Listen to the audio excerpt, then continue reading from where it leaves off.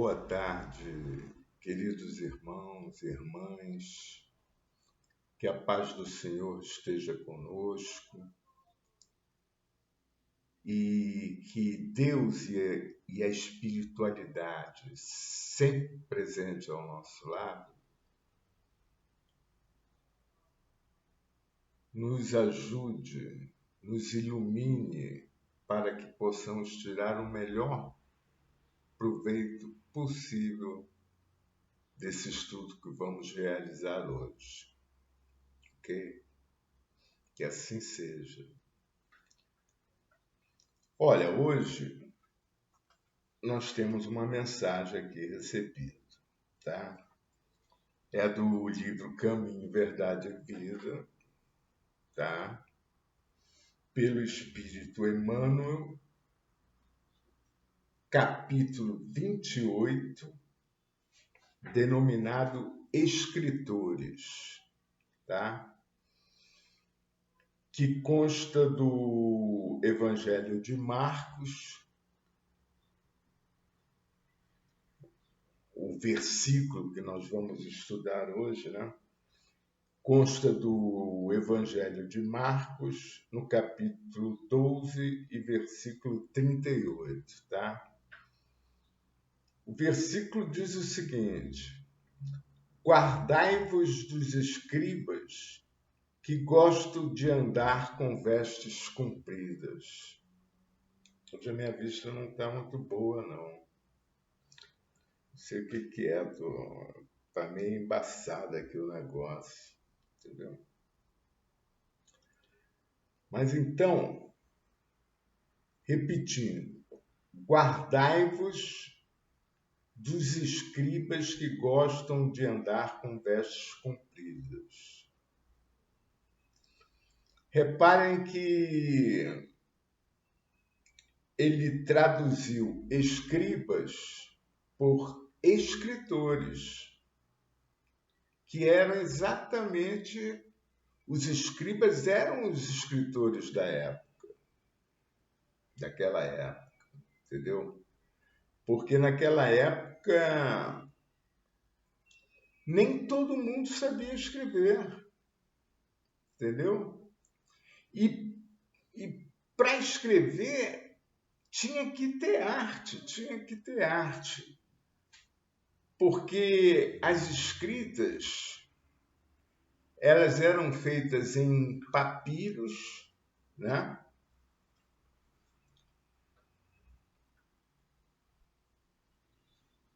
Eram escritas em papiros, e vocês já sabem, todos sabemos o que é, né? A caneta deles era a pena de um pássaro, por exemplo, era a pena de um pássaro. Ele usava a ponta da pena do pássaro, tá? Molhava na tinta que eles usavam naquela época e faziam uma escrita desenhada. As letras eram praticamente desenhadas, entendeu? Não sei se vocês já viram na televisão uma espécie de papiro, ou um desses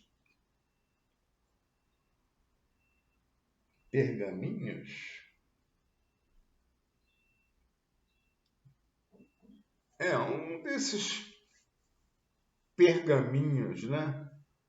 Eles têm as letras ali desenhadas, então escrever era uma arte, entendeu? Dava muito trabalho. Não podia errar, porque senão borrava, entendeu? Borrava o documento lá. Tinha que ter muita habilidade. Tanta habilidade que, inclusive, os reis, imperadores, por exemplo, eles poderiam, até pelo nível cultural deles, saber escrever, Mas acontece que eles não faziam isso, eles tinham os escribas deles no palácio para registrar o que eles precisassem registrar, entendeu?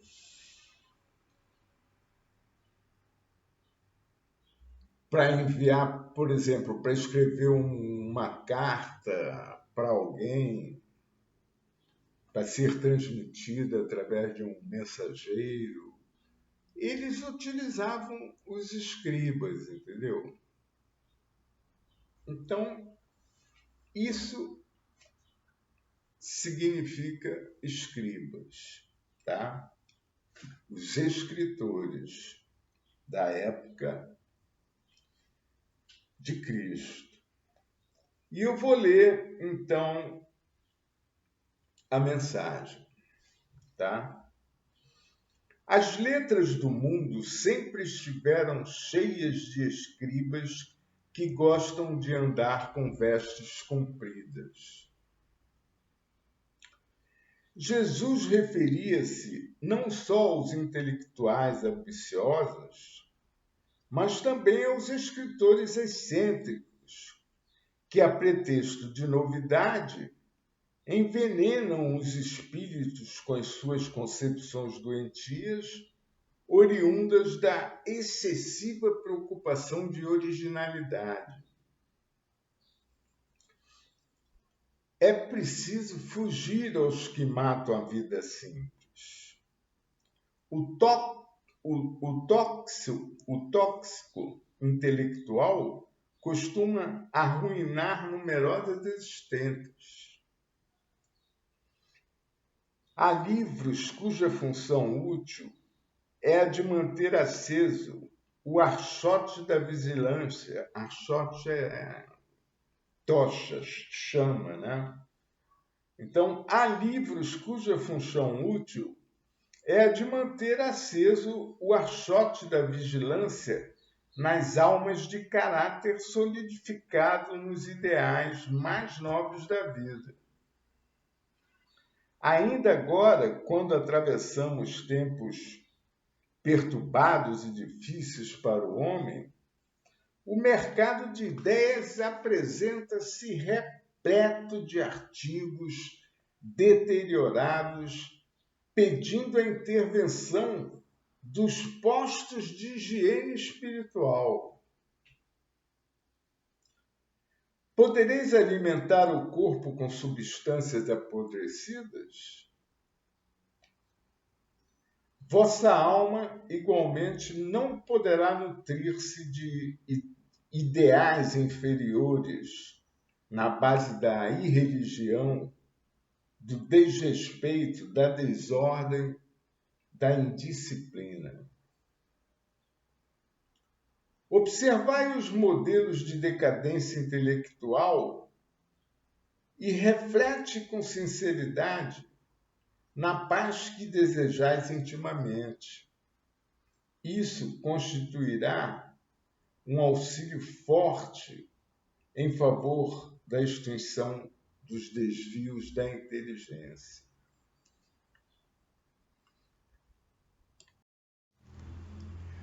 Pois bem, gente, olha só, esse livro ele foi escrito em 1948, editado pela Federação Espírita Brasileira, em 1948, quando o Emmanuel escreveu esse livro, ou esta mensagem, né? Mas o interessante é que ela se enquadra completamente nos dias de hoje. Só que com a tecnologia que nós temos hoje em dia, né? Por exemplo, em vez de papiros, né, de escritos por escribas, né? Não, nós temos por exemplo, o YouTube, né? O YouTube está repleto de artigos lá, de vídeos, né? Comentários, enfim.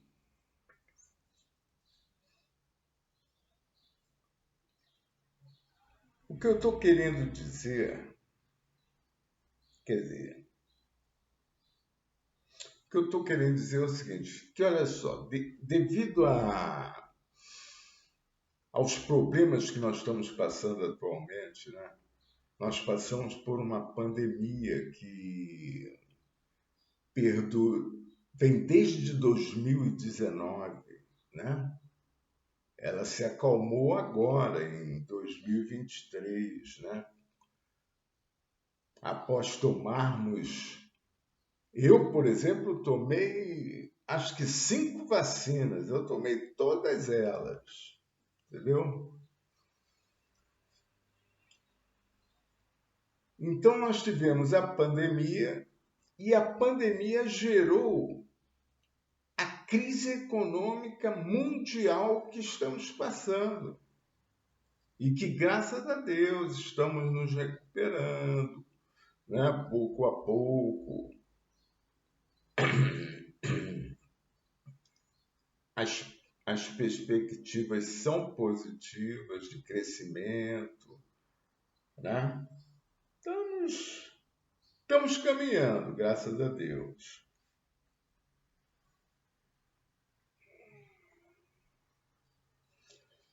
Mas, devido a isso, porque as pessoas ficaram meio que desesperadas, digamos assim, né? Desesperadas, assustadas com a pandemia, né? Depois, muitas pessoas perderam seus empregos, seus negócios, né? Suas fontes de renda. Nem o aluguel que moravam podiam pagar. Muitos, de repente, perderam até os apartamentos que eles estavam comprando inadimplência, por inadimplência, porque a lei para favorecer, para aumentar o crédito, tá? Eles estabeleceram o seguinte: eles facilitaram a quem financia tomar o imóvel, no caso de inadimplência, facilmente, entendeu? Porque antes das leis que eles criaram aí, antes era muito mais difícil. O cara poderia ficar sem pagar, não sei o quê, mas para tirar o imóvel dele era bem mais difícil por falta de pagamento, entendeu? Aí diminuiu o crédito. Aí a medida do governo, né, foi essa, de criar essa lei que garante a quem financia, né, não perder nada, né, porque qualquer coisa eles retomam o imóvel, colocam em leilão, né, do que eles arrecadarem, eles tiram o que é dele e o restante vai para o comprador, que perdeu o imóvel por inadimplência, certo? Isso foi apenas um comentário, né? Mas a verdade é que essa situação deixou muita gente perdida, desesperada, sem saber o que fazer, entendeu? Realmente uma situação muito difícil, muito desagradável.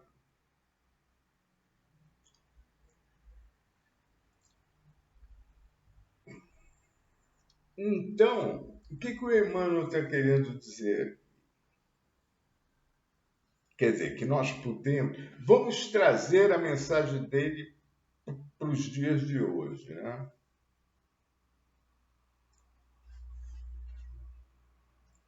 O que está acontecendo é o seguinte: devido a esse momento difícil que nós estamos passando, assim como a internet está cheia de golpes, né? Qualquer lugar você leva golpes. Eu mesmo já levei 2 golpes, né? Muito bem dados, entendeu? Mas eu entrei na justiça, entrei com uma liminar, entrei na justiça, estou ganhando as causas, entendeu? Vou até receber, se Deus quiser, danos morais, que eu também estou pedindo, né? Devido ao golpe que eles me deram.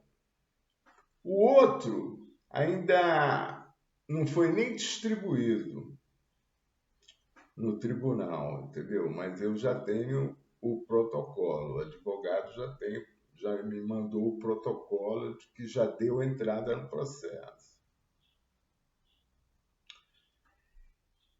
Então, assim, como tem golpes em tudo quanto é lugar, que as pessoas precisam fazer dinheiro de alguma forma.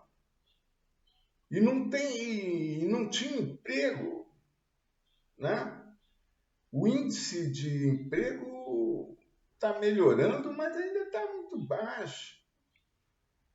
E muitas pessoas precisam fazer dinheiro de alguma forma, né?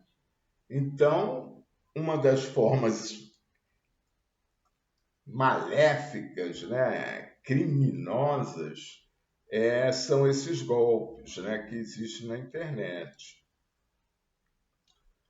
Mas existem maneiras também que não são golpes tão desonestos assim, mas que se trata dos oportunistas.